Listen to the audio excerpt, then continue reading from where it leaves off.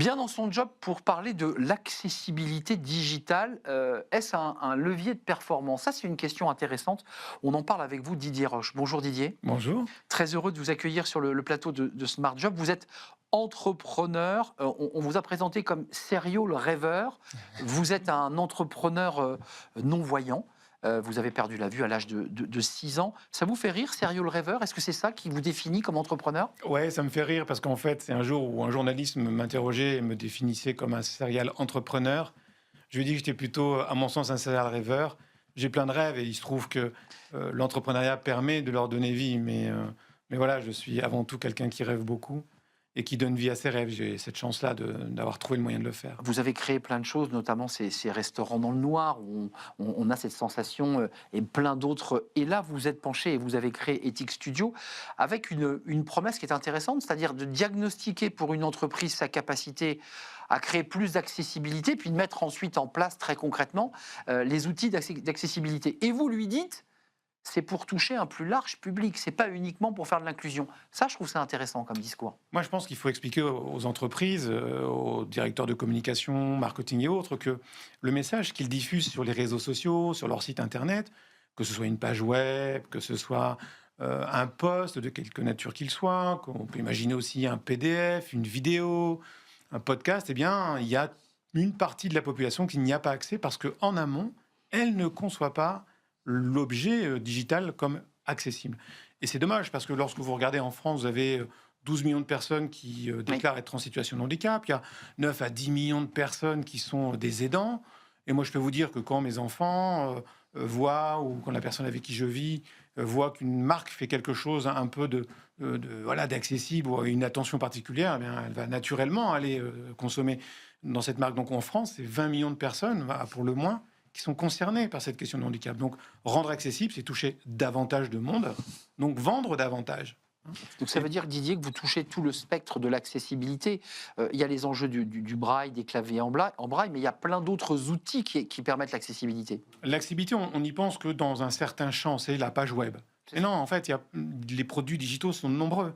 Quand vous communiquez sur un réseau social, quand vous envoyez un mail à une banque de prospects, quand vous mettez en place des podcasts ou des choses comme ça, ben, ce n'est pas accessible à tout le monde si vous ne le pensez pas en amont.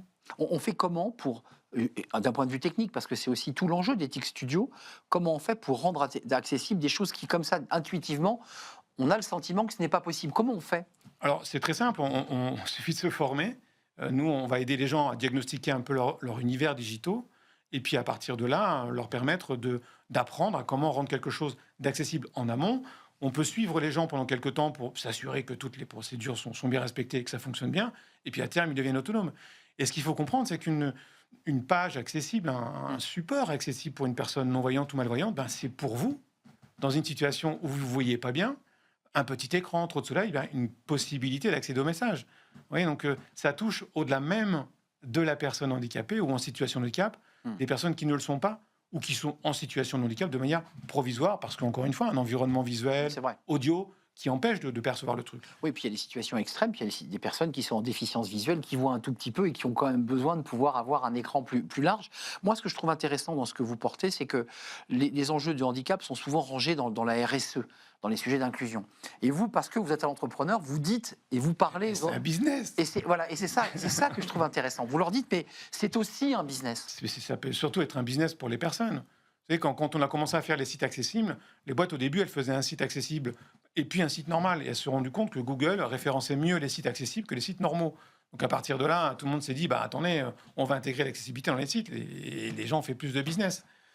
Donc, c'est vraiment c'est un levier de performance assez exceptionnel que les gens ne comprennent pas et ne vont pas dedans. Et ça coûte rien. Il suffit juste de se former en amont. Ça tombe bien, il y a des budgets de formation de partout. Ça coûte rien. Didier Roche, la prospective d'Ethic Studio, c'est quoi? Parce que le marché à conquérir est immense. Il y a Oui. peu d'entreprises aujourd'hui qui ont déjà basculé dans cette accessibilité. Comment vous voyez le développement de ce marché? Alors d'abord, il y a le marché. Maintenant, il y a des obligations juridiques pour pas mal de structures. Oui. Et puis, ben, c'est de sensibiliser les gens. C'est de leur expliquer. Vous avez le droit de passer à côté de 15-20% de votre public. C'est votre droit. C'est votre choix aussi. Mais c'est con. Combien de salariés, Didier, là aujourd'hui, chez vous? Nous, aujourd'hui, on est actuellement 2 personnes en interne Et après, on a tout un tas d'intervenants extérieurs, parce qu'on est dans le monde de la production audiovisuelle quand même quelque part. Bien sûr. Et à partir de là, on travaille pas mal avec des gens en externe. Mais vraiment, l'idée, c'est d'accompagner les gens à faire, à savoir faire. Ce que j'ai lu sur votre site, je suis allé voir votre site qui est très très bien fait et on voit tout le travail pédagogique, d'accompagnement, d'audit, tout ça est très clair. Mais il y a aussi l'idée que vous n'êtes pas là pour les coacher du matin au soir, c'est qu'à un moment donné, vous leur transmettez un savoir et qu'ils vont être autonomes avant de nous quitter. Ça, je trouve ça intéressant Ah aussi. ben moi, je suis pour la politique de l'estampage. Je ne suis pas pour les rentes en viager, parce que ça se finit toujours mal, hein. Au bout d'un moment, il y a quelqu'un qui meurt, donc le contrat disparaît. Et puis les gens ne sont pas contents. Donc non, mon objectif, c'est de donner aux gens les moyens de faire sans moi. Hmm. Et il y a plein de boîtes qui se créent tous les ans, il y a plein de boîtes qui existent aujourd'hui, il y a plein d'associations, plein de services publics, de mairies, enfin, il y a le C'est monde. infini, quasi. Et donc moi, ça ne m'intéresse pas que d'avoir des rentes, c'est pas mon sujet. Mm. Par contre, si on dit, ouais, va le voir, il va te rendre autonome, en 3 coups de cuillère à peau, tu apprends à faire le truc, tu n'as plus besoin de lui, ça te coûte juste une formation ou quelques suivis derrière, c'est puissant comme argument marketing. C'est puissant et on est au début de quelque chose parce que c'est vrai qu'il y a quand même tout un territoire à défricher. Merci Didier Roche, cher serial rêveur, avec, je précise, l'inclusion et les restaurants Spa dans le Noir, puisque j'ai pas réussi à le citer tout à l'heure, mais que j'ai vécu. J'ai vécu l'expérience de Spa dans le Noir, effectivement, c'est quelque chose d'assez incroyable. Et puis l'inclusion aussi, et puis le Poitiers, le Futuroscope. Pas les yeux grands fermés. Voilà, les yeux L'inclusion, grands c'est LINK, comme le lien. C'est ça. Et ça, c'est une grande expérience. Ouais. Merci à vous, Didier Roche, d'être venu nous rendre visite. Au revoir. Et à très, très bientôt. On tourne une page, c'est le cercle RH, c'est le débat d'actualité.